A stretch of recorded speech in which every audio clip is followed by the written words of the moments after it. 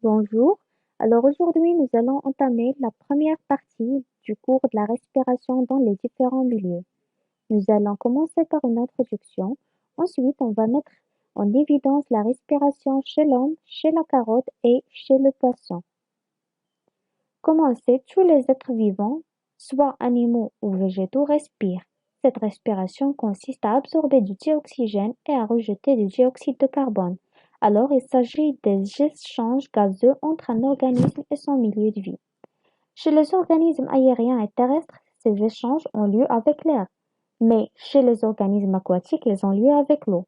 Alors, comment peut-on mettre en évidence les échanges gazeux respiratoires entre les êtres vivants et leur milieu de vie? Et quelles sont les structures qui assurent ces échanges gazeux respiratoires? Commençons alors par la respiration chez l'homme. Pour mettre en évidence l'absorption de dioxygène, nous utilisons un oxymètre qui mesure la quantité de dioxygène dans l'air ou dans l'eau. Alors, dans le premier cas, on a l'inspiration. L'air inspiré possède 20% d'oxygène, alors que dans le deuxième cas, l'expiration, l'air expiré possède 15% d'oxygène. Si on compare la quantité en pourcent de carbone et d'azote dans l'air inspiré et dans l'air expiré, nous allons constater qu'il y a plus d'oxygène dans l'air inspiré que dans l'air expiré et qu'il y a plus de dioxyde de carbone dans l'air inspiré que dans l'air inspiré.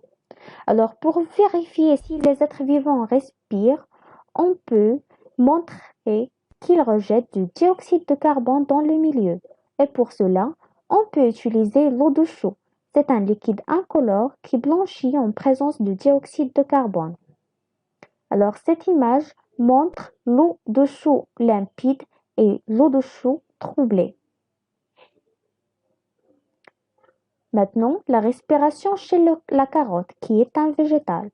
Alors, en utilisant l'expérience suivante, on a un tube à essai contenant des morceaux de carotte et un bécher contenant de l'eau chaude se trouve dans un grand bocal fermé et relié à un oxymètre qui mesure le pourcentage de dioxygène.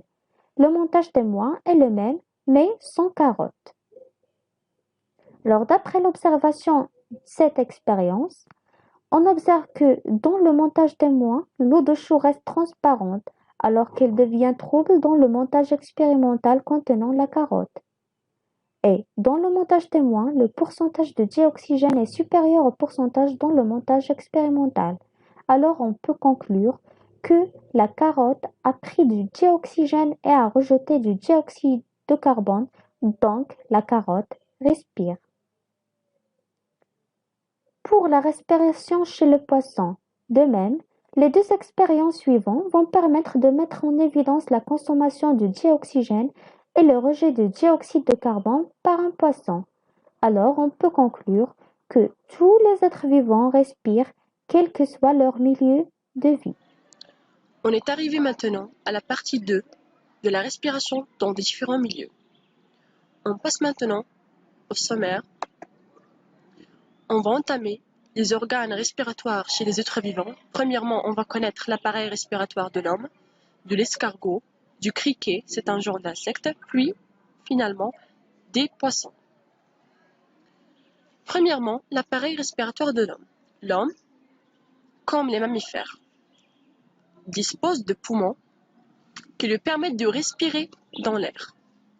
La trachée se divise en deux branches, comme vous voyez, en deux branches principales qui mènent à deux poumons, la première et la deuxième. Ces canaux sont subdivisés à leur tour en branches qui se ramifient en bronchioles, comme vous voyez, en bronchioles. Chaque bronchiole se termine par un sac alvéolaire composé de multiples alvéoles pulmonaires. C'est un réseau de capillaires sanguins les entoure. Les alvéoles ont de différentes fonctions. Premièrement, d'enrichir de sang, de O2, et d'éliminer du sang, de CO2 évacué par la respiration. Il est enrichir de sang de O2 et il élimine du sang le CO2 évacué par la respiration. L'alvéole est sous forme d'une unité où s'effectuent les échanges gazeux. On passe maintenant au deuxième exemple, l'appareil respiratoire du criquet. C'est un insecte. L'observation d'un insecte dans son milieu de vie permet de voir des mouvements respiratoires au niveau de l'abdomen. Il se gonfle légèrement puis se dégonfle. Deux mouvements. Le grossissement de l'abdomen permet d'observer de petits trous qui s'ouvrent et qui se ferment. Les stigmates, ce sont les stigmates. Le reste du corps est recouvert d'une cuticule imperméable à l'air. Si on ferme les stigmates, on constate que les insectes ne peuvent pas respirer. Le criquet meurt d'asphyxie à cause de l'arrêt de la respiration, à cause du manque d'oxygène, parce que on a fermé les stigmates. Ceci prouve que l'air entre et sort par les stigmates. On distingue d'abord que les stigmates jouent un rôle très important dans la respiration des criquets. Et la bouche ne sert qu'à l'alimentation de l'insecte. Cette illustration représente la respiration de l'insecte. Les stigmates sont reliés à de petits tubes appelés les trachées. Par exemple, ici, on a 3 trachées, le premier, le deuxième et le troisième. Ceux-ci divisent en tubes plus en plus fines ou bien petites. Ce sont les trachéoles. Les échanges de dioxygène et de dioxyde de carbone se font au niveau des trachéoles. On constate que les échanges respiratoires se font directement entre l'air contenu dans les trachéoles et les organes. On passe maintenant au dernier exemple de la respiration chez les poissons. L'observation d'un poisson dans son milieu de vie permet d'observer des mouvements respiratoires au niveau des opercules. Des opercules, comme on a dans la figure. On remarque des mouvements respiratoires chez le poisson qui se découpent en temps. La bouche est ouverte, les ouïes sont fermées. Et quand la bouche est fermée, les ouïes sont ouvertes. On a 2 mouvements respiratoires.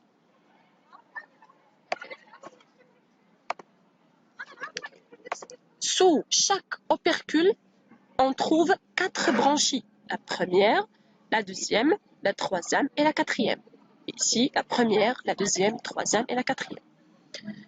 Ils sont constitués de plusieurs filaments.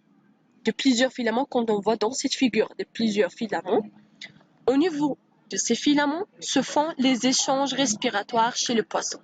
C'est-à-dire, les filaments jouent un rôle très important dans les échanges respiratoires chez les poissons.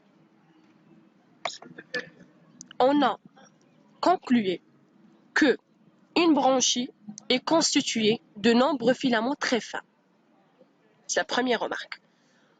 On a remarqué aussi ces lames branchiales sont fixées sur un os recourbé, nommé l'arc branchial. Troisième remarque, chaque filament branchial est parcouru par de très fins vaisseaux sanguins. Et enfin, ces filaments sont très richement irrigués. On est arrivé à la fin de notre cours. Bonne journée et merci.